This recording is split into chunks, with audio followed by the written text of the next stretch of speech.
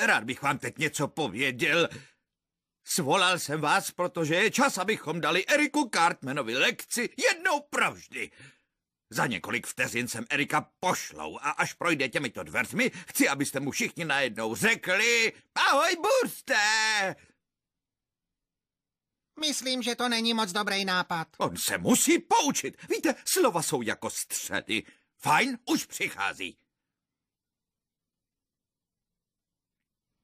Ahoj, Burste! Co to kurva je? To má být kurva prdel? Kyle, to ty si k tomu naved. Sadím se, že jo? Co se to sakra děje? Tak, teď víš, jaké to je.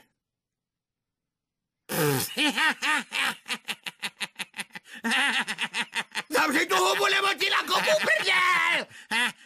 Dobře, který genius tomu dal ty kšandičky? To zbyl ty, Kyle!